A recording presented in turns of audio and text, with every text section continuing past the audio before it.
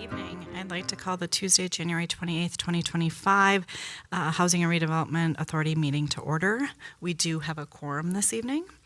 So the first item on the agenda is the approval of the agenda. Do we have any additions or corrections to this evening's agenda?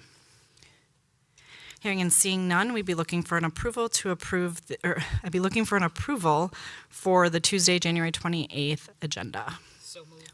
We have a motion by Commissioner Mueller and a second by Commissioner Mua to approve the agenda.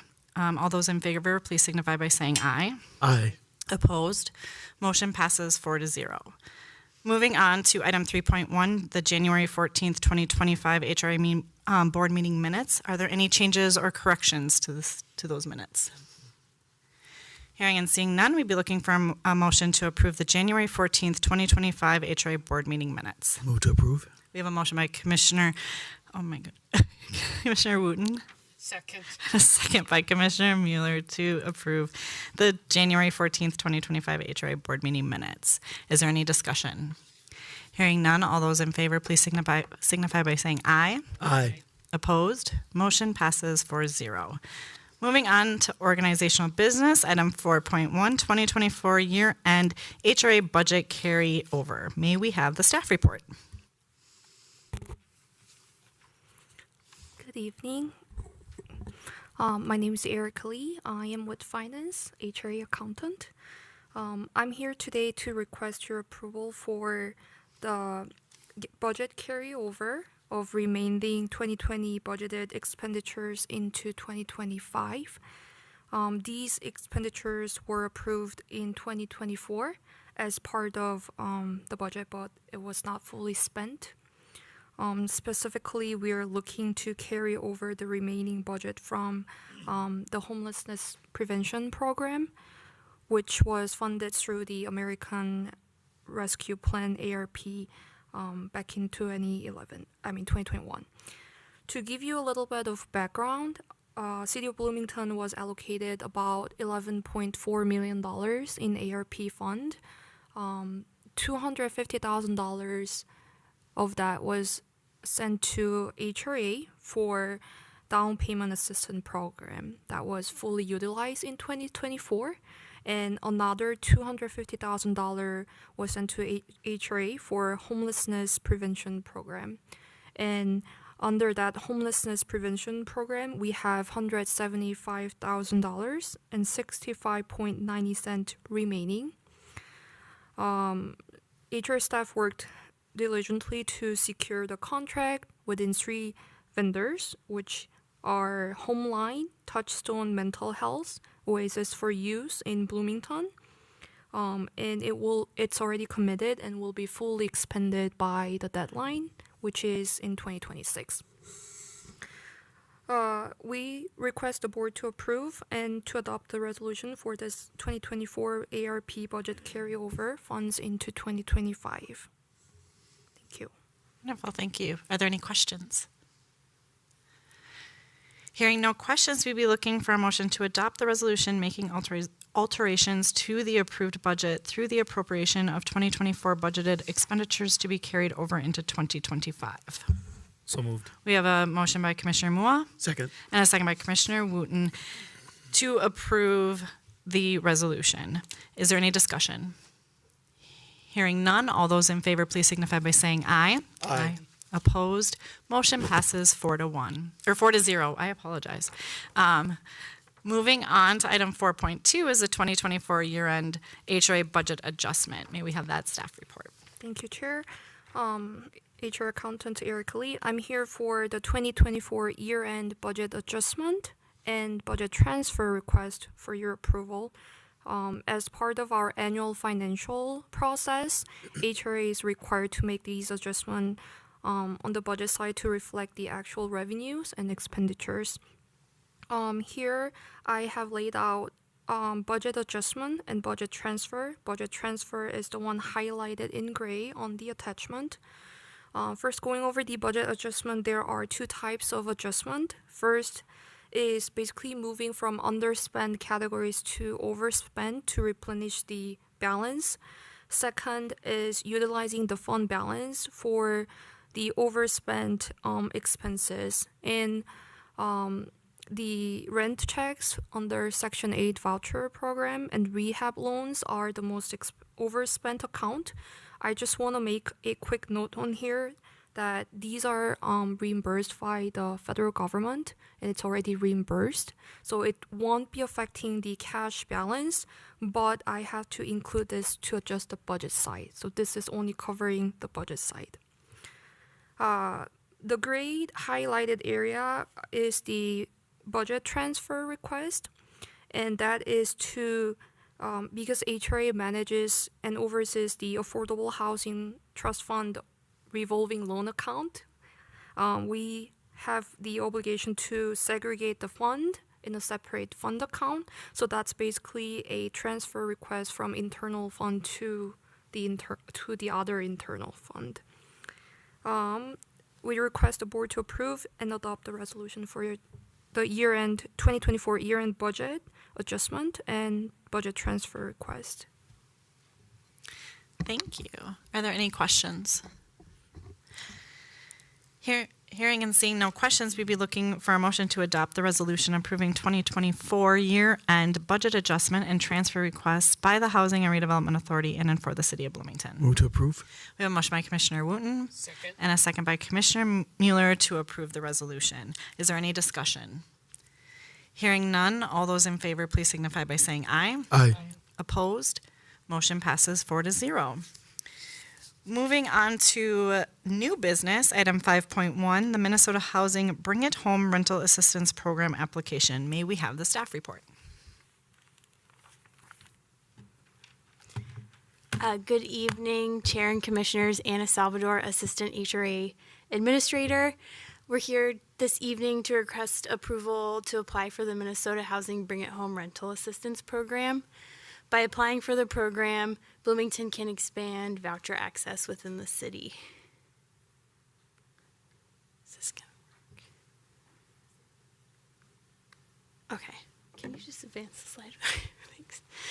Some quick background about the program. Currently, the minimum grant amount for Bloomington is $1.2 million, which results in about 100 more rental assistance vouchers for the community. These funds are funded through a mix of both state appropriations and the Metro sales tax that were passed in 2023. And the program is modeled after the Housing Choice Voucher Program. As an eligible applicant, we have the option to utilize existing HCV procedures, utilize procedures with some pre-approved amendments, or propose a completely alternative plan for administering the funds. And funding will also be made available for administrative expenses and startup costs in addition to the rental assistance grant. This would mean capacity to add staff to administer this program once the build out of it is complete. How we envision this program looking in Bloomington, for the Bloomington application, staff is proposing to use our existing Housing Choice Voucher procedures with some modifications. Minnesota Housing has outlined a list of pre-approved modifications that were put together based on feedback received from housing authorities across the state. They address well-known barriers with the program and also simplify or focus on simplifying administration where possible. The identified changes, which are on the screen in front of you, align with feedback we've also received from program participants through regular recertifications and appointments here at our office. We've pulled the proposed changes and intend to call out specific ones in our RFP application. We were careful when considering the modifications with the intention of not creating more administrative complexity between the HCV program and Bring It Home, recognizing that we most likely will have some staff that overlap and work on both programs. So we wanted to keep it as similar as possible, but really identify areas where we know there's a Bloomington-specific need or just a way to simplify administration of the program. So the changes include that we're looking to pursue changes to the definition of family, and household. And our goal is to align that definition with the city's definition of family and household, which is currently under review through the co-living ordinance. And that is on track to be finalized before we would need to be implementing this program. So we'd have a final definition that we could present to this board once we're selected. The next two really focus on project-based assistance. So the first one being allowing for project-based assistance without limitations on the number of units, receiving rental assistance per property or address. So this potentially could mean that we could project-base an entire property within the city of Bloomington, which is much more restrictive under the federal program. Additionally, for project-based vouchers, it would be issuance of project-based rental assistance without the HUD required environmental reviews if they're not required for other reasons under state or local law. So we experienced this using a specific example under 700 American that actually extended the application process for them for upwards of 6 months just because we had to go through that environmental review process. So this essentially could mean getting project-based vouchers online much quicker. We see an opportunity specifically with project-based vouchers to work with existing affordable housing within the city, using them kind of as a preservation mechanism almost within existing property. So specifically under this program, we anticipate a lot of movement within project-based vouchers. The last item that we are proposing as a modification, which has again been pre-approved by Minnesota Housing, is allowing eligible households to apply using an individual taxpayer identification number if they don't have a social security number. So under the federal program, if a member of a household doesn't have a social security number, their assistance is effectively prorated. So this would allow a household to receive full assistance under the program, regardless of what identification number they use. Up here on the screen, I just wanted to list other pre-approved Minnesota housing modifications. Staff once again reviewed these and either determined that it would create some sort of administrative challenges with sharing staff between programs, or it wasn't something that we've identified as a need in Bloomington based on current feedback from participants. Next slide, please. In terms of next steps, upon board approval, we would prepare an application that is reflective of the discussion this evening. We, based on most recent guidance from Minnesota Housing, expect that application to open in February.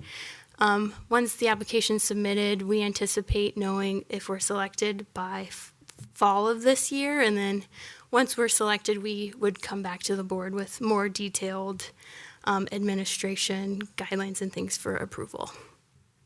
Thanks. Thank you. Are there any questions? Commissioner Wooten. Given the state of affairs here in the last couple of weeks with these administrative policies that have been changing at the federal level, do we see any challenge to being able to administer this program? Thank you, Chair and Commissioner. So again, this program is completely funded through state dollars, so should not be impacted by changes at the federal level. I will also add another added benefit of implementing this program is it can create a backstop for our federal vouchers if needed, if we were to see or experience insufficient funding at any given time. So, and our current admin plan walks through how we could administer those and the prioritization of that as well. Any other questions? Hearing and seeing no other questions, we'd be looking to approve Resolution 2025, or looking for a motion to approve Resolution 2025-03, authorizing application submission to the Minnesota Housing Bring It Home Rental Assistance Program. So moved. We have a motion by Commissioner Mueller Second. and a second by Commissioner Wooten to approve Resolution 2025-03. Is there any discussion? Hearing no discussion, all those in favor, please signify by saying aye. Aye. Opposed? Motion passes 4-0. Moving on to discussion items. Item 6.1, Bloomington Affordable Home Ownership Program. May we have the staff report? Thank you, Madam Chair, Commissioners. Mike Palermo, Assistant HRA Administrator, here to talk about the Bloomington Affordable Home Ownership Program, or BA, or some people call it BOP. I don't know. But I think more thought should have been on the name, but I'll probably call it the BA program moving forward. But I want to preface this discussion that we've kind of got 3 stopping points where we can have a little open discussion, but if you have clarifying questions, feel free to jump in. It's a discussion item. But if you have ideas for things, we can use those times to kind of get into some of those details. Does this work? Hey. So to give you a little bit of background on the BA program, so it's funded through Minnesota Housing. We were awarded a $3,199,500 grant, which amounts to $118,500 for 27 single-family or missing middle homes to be constructed that will be affordable to households making 80% of the area median income or below. We have until April 2027 to get those houses built and sold. So a little bit of a tight timeline, but you'll see kind of how we plan to do that. A little bit more about the program. So Minnesota Housing, it's the impact fund with most grants have different requirements that we have to do. So one of the things that kind of trip a lot of developers up, we've been talking with other communities about making sure up front that we're communicating some of these requirements, such as visitability standards. So if you're not familiar, visitability is not quite ADA requirements, but it's along those lines where it makes a house more accessible. The doors are a certain width to accommodate wheelchairs. There's different things throughout the design, counter heights and things, door handles and whatnot that are not round, they're levers. So little things like that don't really add a whole lot to your house, but in construction, but if you don't know about it, will add up real quick. So we want to make sure that those are in the design to begin with.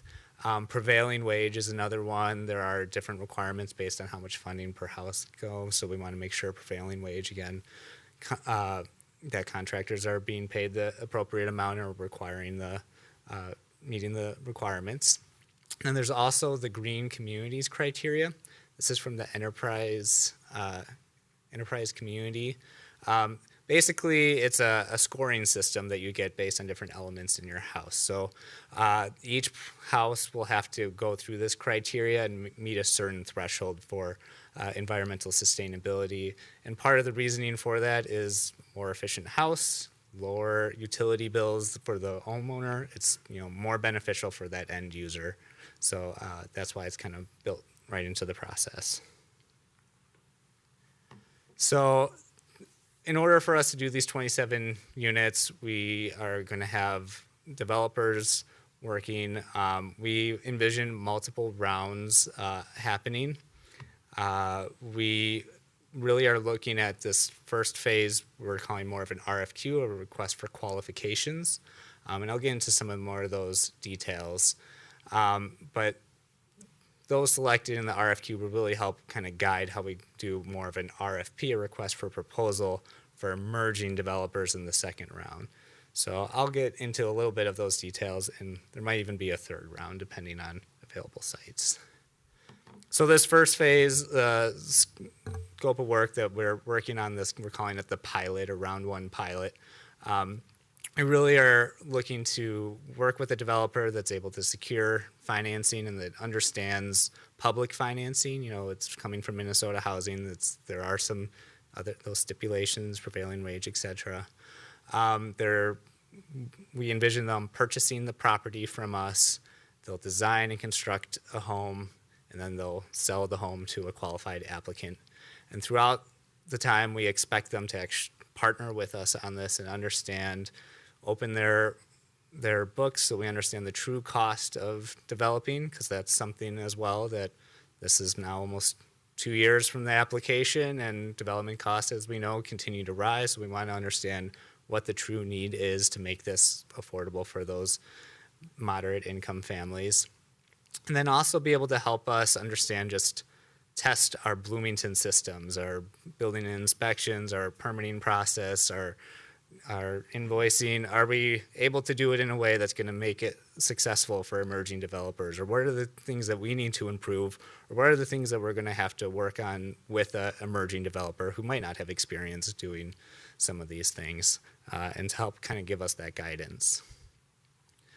So the ideal candidate that we would select in this first round would have, again, some experience. They need to be able to show that they've done single family or 2-family homes or moderate development. We're thinking 5+ examples would be a good starting point. So, but also be able to show that they have a team and are able to manage a team. It takes a lot of members to develop just one single family home. Besides, the developer, you need finance team, you need designers to design the house. Again, visibility standards need to be addressed. You have your construction company, and you need to be able to market. You need to be able to sell the house. So showing that they have that capacity, that team to actually implement the program. And their commitment to affordable housing. So of those projects, are they familiar, again, with kind of how public subsidy works and public programs works? Do they have familiar with that? Ideally with the impact fund. There are some out there who've done this before. It's not a new program. But other funds are also just being able to demonstrate that. They will have to secure some financing too. So this is gap financing to bring down the price, but $118,000 in change or a little bit more here or there. Again, you need some financing to be able to construct the home. They will be making money off of this. They are developers. That is the goal, that they are able to make money off of this. But being able to demonstrate, again, that financial capacity. And then knowing local market, how to sell a house, and capacity, again, just beyond just the financial capacity, but understanding how many projects they're working on. Do they have the time to do this? And being able to get the project done in a timely manner. And then, again, that willing partnership with the HRA as we really look toward the next phase. We see them as a critical role in making sure that next phase is successful. One of the things I'll also highlight is there are several emerging developer programs that are out there that we're hoping to tap into for round 2. But if this developer or developers, we don't know if it'll be one or many, selected, hopefully they have familiarity with those programs or have some ability to tap into those programs and are able to kind of work with those graduating from those programs. Some familiarity with them would be helpful, as they've been there and can hopefully transition and understand one of those things that new developers are often trip up on. So in this first round, we've identified 3 sites that the HRA owns. They're ready to develop. They're vacant lots. We think each one has a little uniqueness to it that I think would be beneficial in testing some of our processes. So let's quickly go through them. This first one, you might remember, they were part of the Humboldt lot right-of-way loan acquisition fund that transferred to the HRA, but it's not on Humboldt. On the other side of the highway, it's on 82nd Street, so that's kind of the on-ramp to 35W there.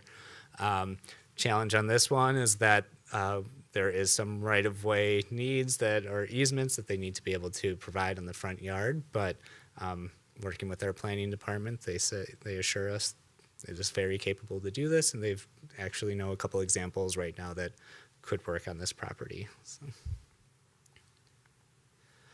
The Stevens lot, this one is a little bit larger lot, so maybe there's potential either to lot split and do 2 units or do a 2-family home. And then the Blaisdell lot, I guess, is not as unique. It's just our normal lot size. But again, it'd be goal of the program to understand what those development costs are and go through our process.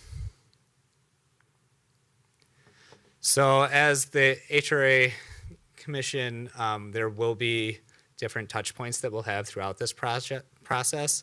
This is kind of our introduction. It's been a while since you might have heard about the program, so we want to give you that, and then let you know that we will be coming back in short time with different decision points. So first being here when we get the RFQ complete and we have some recommendations for selecting that first or developer or developers.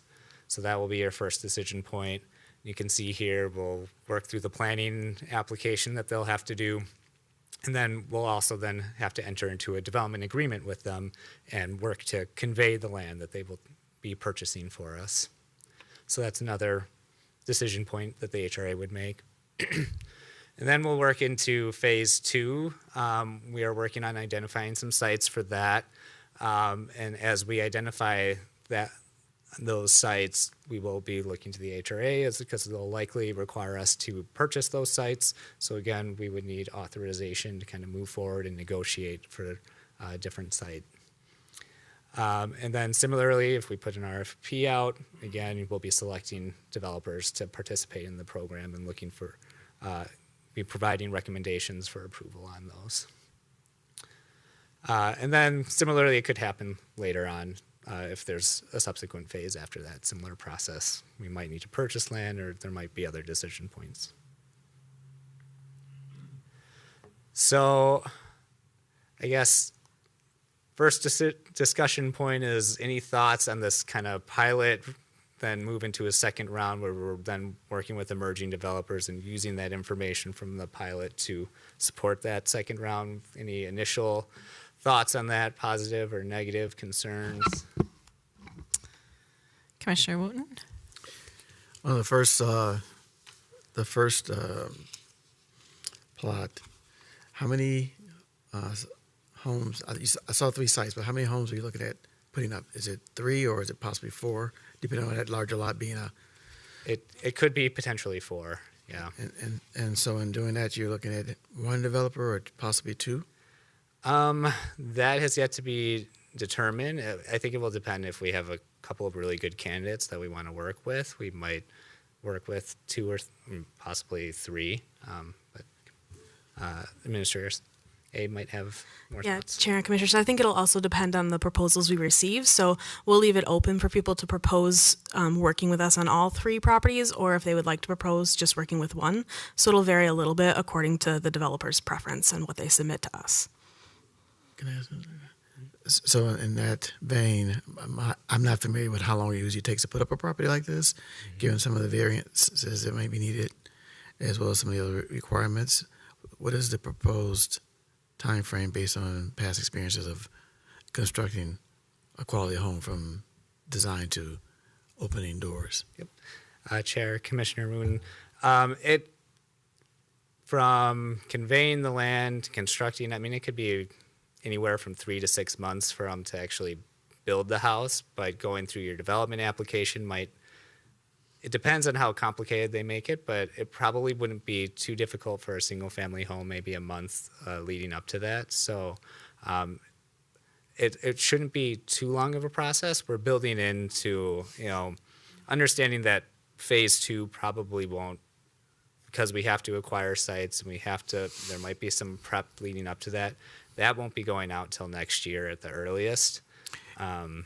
So they have some time to complete it. Hopefully this year they'll be starting construction with early completion of next year. And refresh my memory, please. These funds have to be expended by when? 2027. Okay.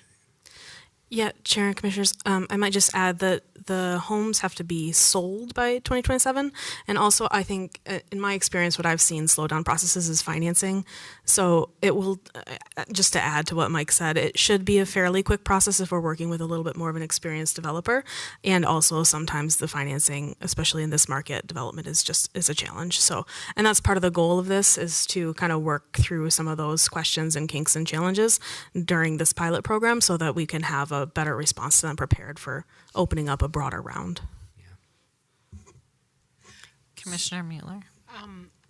I don't know if I need clarification, but so you have the 3 pilot homes. is nothing going to happen on the next homes until these are done? Chair, Commissioner Mueller, that's our thought, yes. These are ready to go. We have a couple other sites that are ready to go that I'll kind of get into. But we also understand that we have to kind of do this at scale. It helps to do multiple sites at once, so we're really trying to compile enough sites for a round 2 that would make it add those efficiencies for a developer.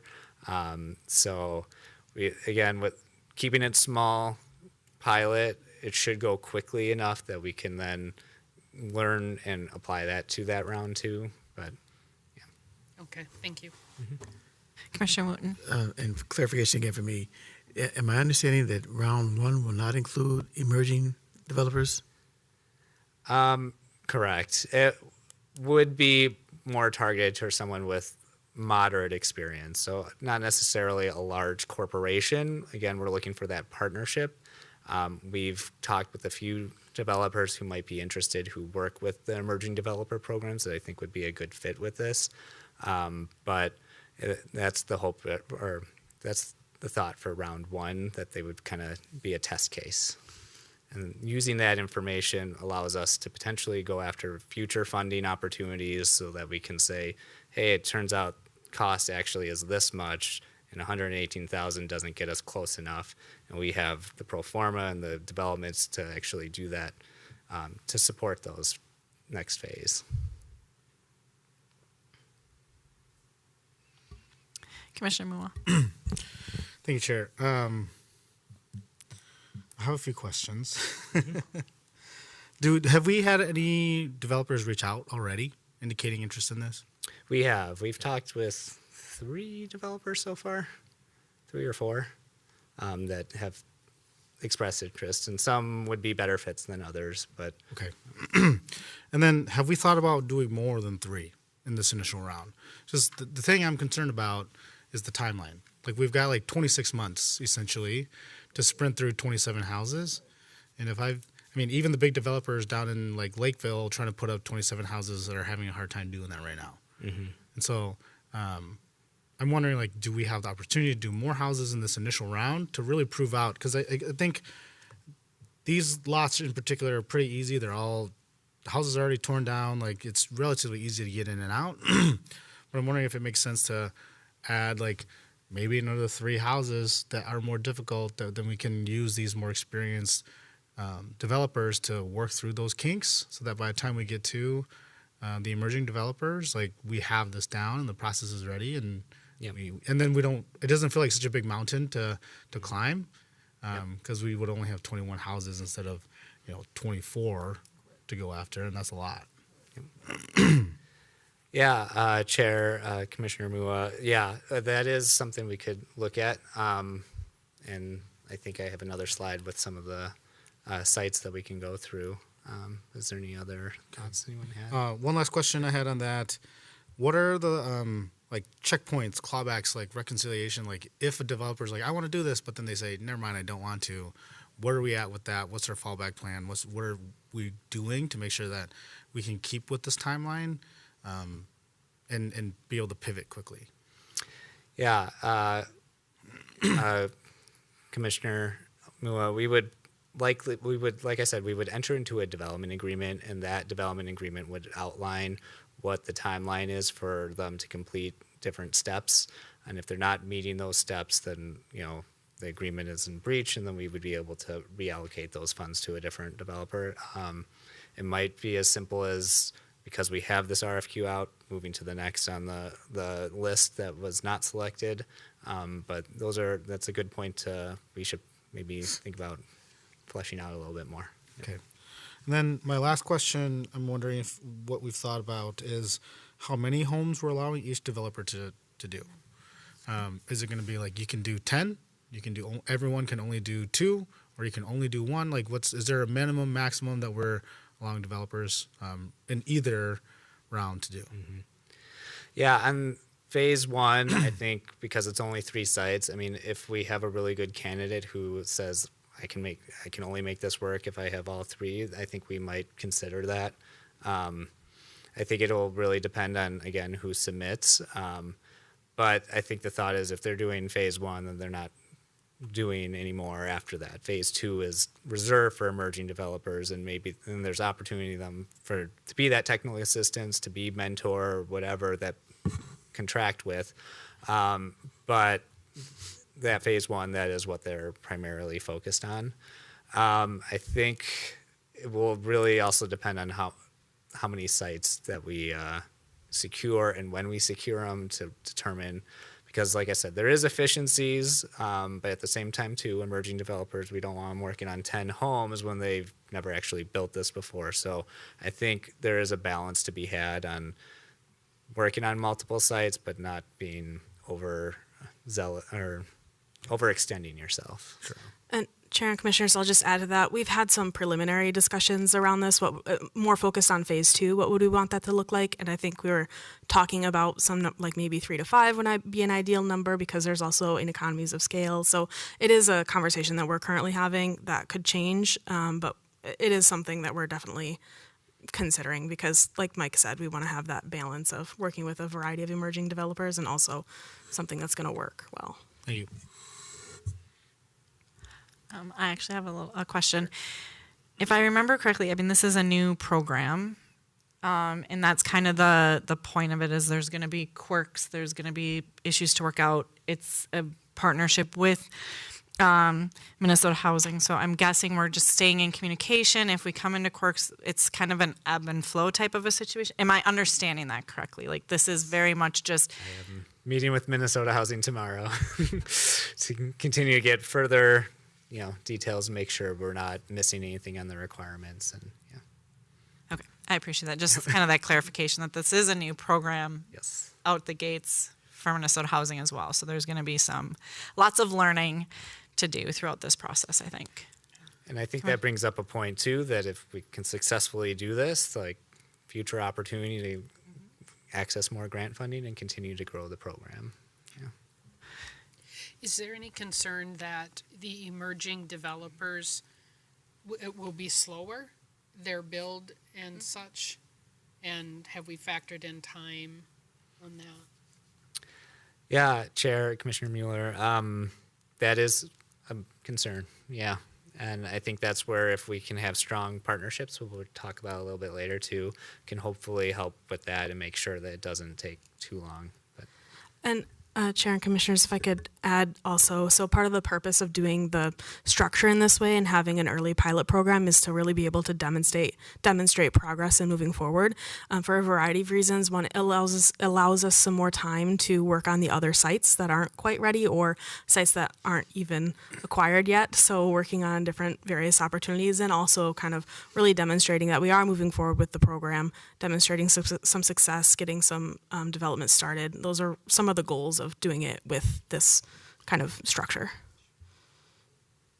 Commissioner Mua and then Commissioner Wooten. Thank you, Chair.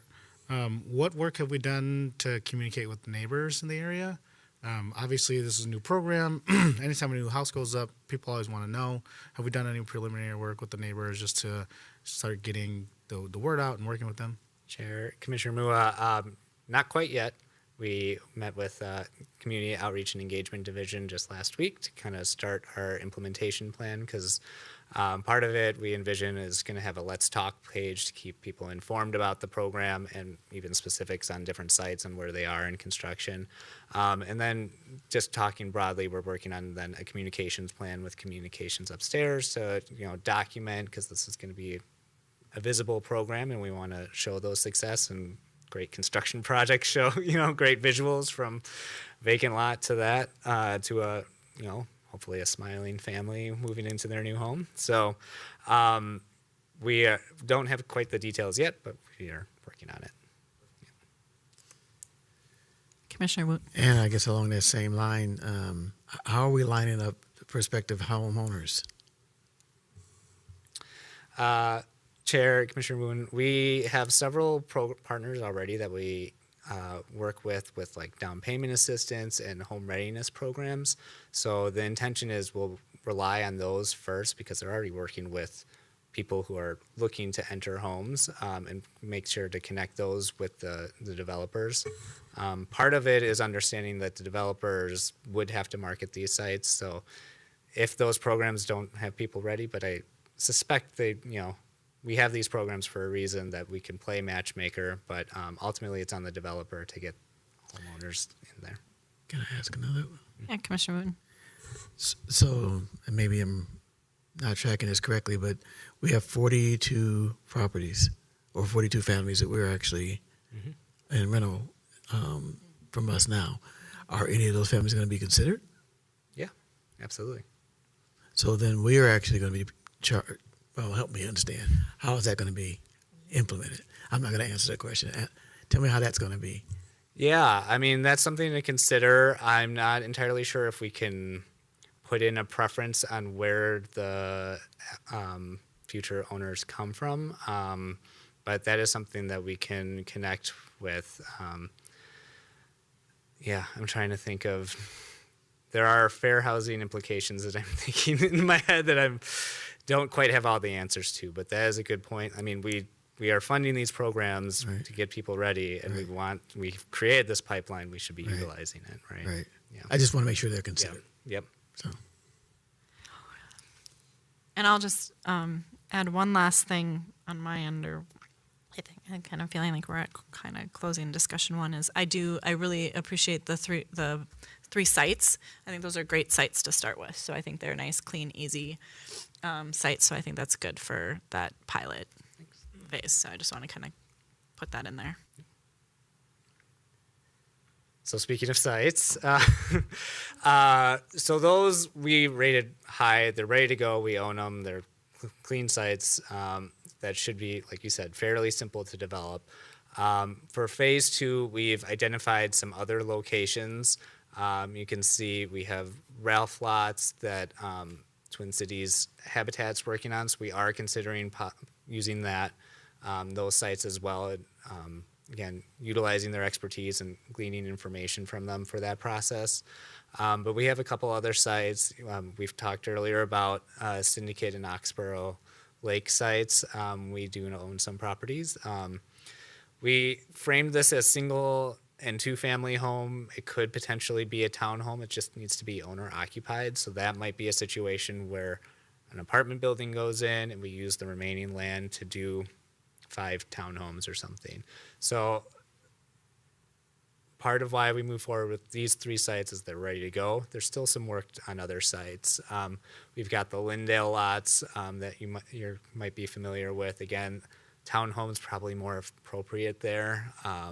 So not exactly our first choice, but if we are needing to construct a bunch at once, that might be an option. Yeah, and so there'll be more discussion as we get narrowed in on these. There are other lots that the city owns that we're also exploring what those true intended uses are for and what are the barriers to it. Sometimes they need to be rezoned. Sometimes they're guided for conservation, and the question is, does it really need to be conservation? Or so there's things like that that we're kind of working through on some other sites too. But we will keep you posted as we nail those down. Mm-hmm. So on the sites you're looking at as possible townhomes, are those going to be independent freestanding with no HOA fees and things of that nature? We are not at that point. Ideally, we wouldn't want to do townhomes. I think the point of this program would be single family. But yeah, I think that would, as we get there, we will definitely be soliciting your input on how we should structure that. But I'm not a big fan of HOAs to begin with and keep it clean and simple. So yeah, finding ways to make it simple for the end user. One thing I just want to clarify too is just remember with that timeline, this is kind of the first discussion. They're coming back to us multiple times throughout the process that we'll be able to give feedback. So I just want to clarify that this isn't the only discussion we're going to have. This is going to come back multiple times throughout the process and more information, like detailed information like that will be available as they progress through the process.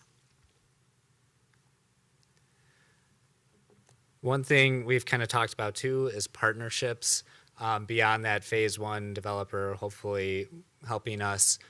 We want to tap into other partners that are out there.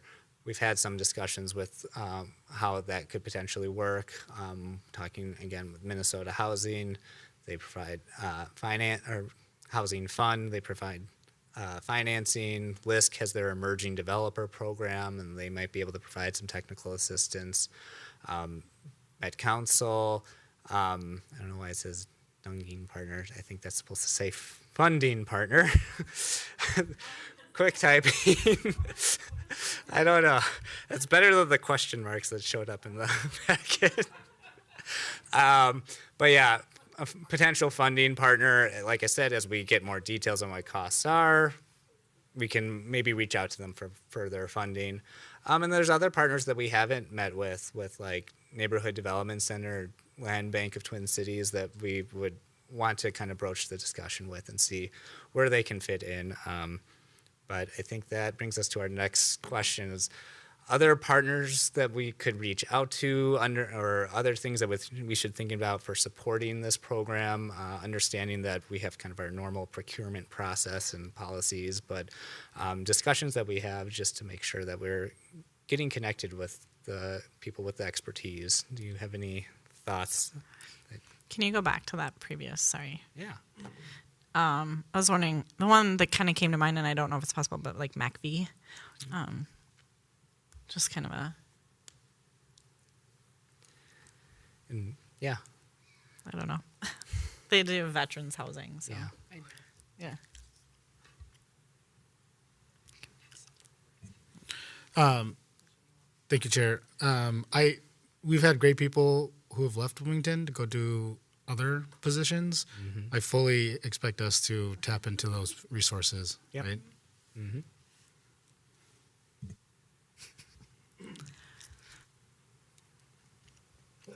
Any other discussion on possible partners?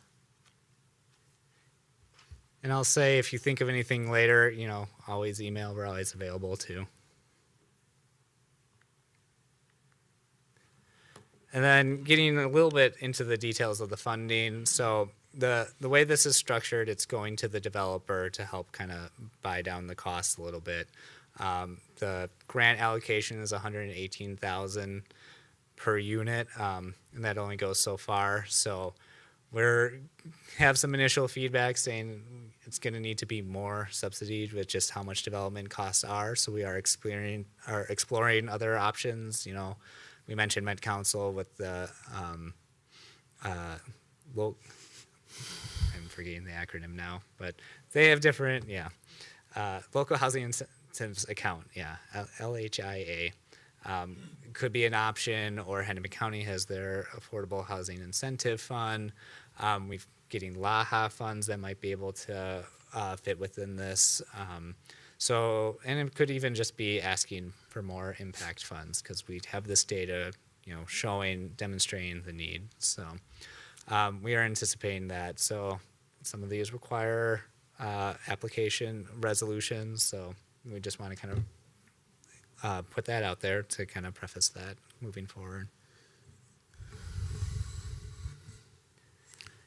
And then our next steps is to kind of finalize our request for qualifications and put that out, continue to explore different sites and work through our due diligence on them. We have next steps for the HRA board would be selecting those for the pilot program. Like we said, we would eventually then convey the land to them and enter into development agreement. And then future sites that we need to purchase, you would authorize us to be able to purchase that. Future funding opportunities. So any other input? You talked a little bit about timeline concerns, which, trust me, we have those too. But any other thoughts on the program design or things that we're missing? Commissioner Wooten? I have some ideas, but I can't roll off my head right now. But I want to back up here. So for the 118,000, is there going to be a certain allotment or is that going to be paid at once, or how is that going to be distributed?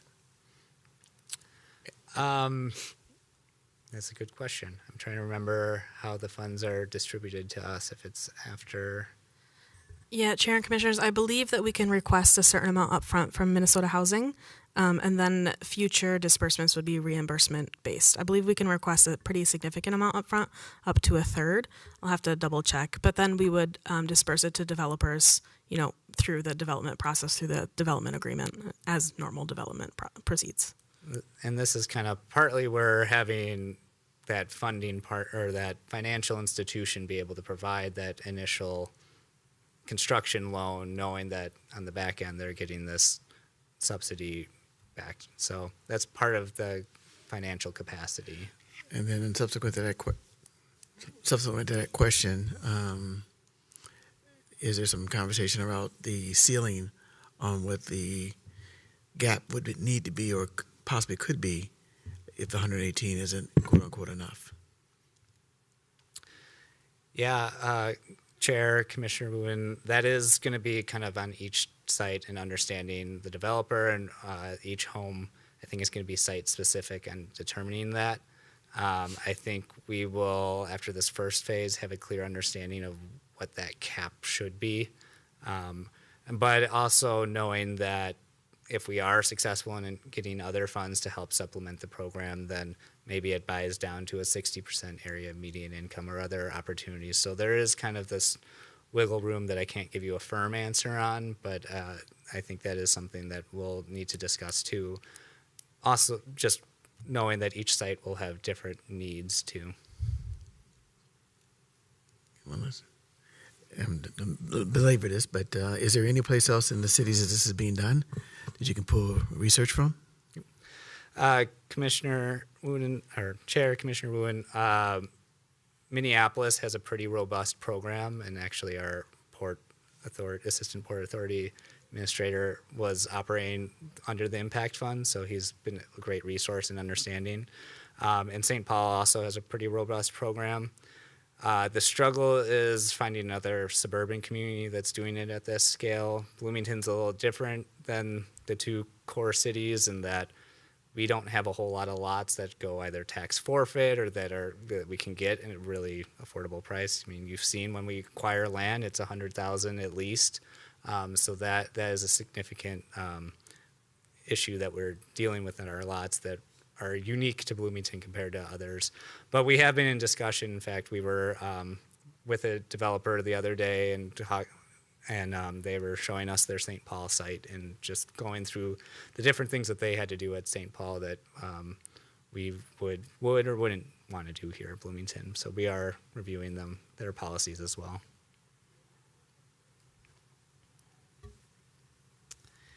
Commissioner Mua. Thank you, Chair. I got to say, I'm really, really excited about this. You guys have heard me say all the time that homeownership is something I'm super, super interested in. I'm really excited about this. But I just want to emphasize again, the timeline is really making me really nervous. And I know you're looking at it, you're concerned as well, but I'm staring at this Gantt chart you got here with the dates, and it's making me itch. So for me, the faster we can get through the RFQ and get these bugs worked out, and I really would like if we could do 2 or 3 more houses just to really prove it out. I think it'd be good for us, but yeah, this timeline is really, really tight. Yeah. So, and what happens if we don't spend the funds? It goes back? Yes. Chair and Commissioners, yeah, there is opportunity to request an extension from Minnesota Housing, and our understanding is that we can be optimistic about that, but that is part of the goal of the pilot, is, as you said, to prove it out and prove that we're making progress and moving forward, so that when we ask for the extension, we have something to show and how we've demonstrated success so far. All right, thank you. Are there any other questions or discussion? Yeah, I am also very excited. Thank you. Thank you for the update. It's really nice to see it. Like I said, if you think of other things, feel free to email, and yeah, we will work to incorporate that. Wonderful. Thank you. All right, moving on to item 6.2, HRA Administrator Update. Yes, Administrator Updates. I know you have at least one update for us. Yes, Chair and Commissioners, I have two. So I am sure many of you saw the notice about the federal order pausing disbursement of federal grants and loans from last night. I just wanted to provide a quick update on that. Obviously, that would have very far-reaching impacts across the nation. And, you know, for the HRA, our largest federally funded program is the HCV program, which is about 65 to 70% of our budget.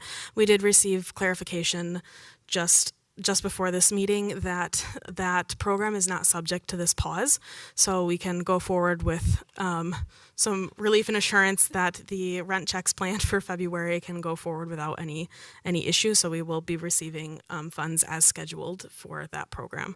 So there's a lot of information kind of flying around out there. I'm sure we'll all see more information about this in the next few days. That is the information that I have from official sources as of now. So happy to answer questions if you have them to the limited information that I have available. That's about all I have for now. And then the second update was just, I know I've been repeating this a lot, but the next meeting now is the annual meeting. And one thing I just wanted to flag, there are a lot of standing annual items that will be considered at that meeting. One is the election of officers. So there's the chair, vice chair, and secretary. And so if any of the board members have interest in those roles, I would recommend just reaching out to the chair so we can, the process of nominating and appointing someone to those roles will take place at that meeting. So any questions or any conversations that the board needs to have on that can go to our chair, Hugim here. And I will make myself available in the next couple weeks to take any questions, concerns on that.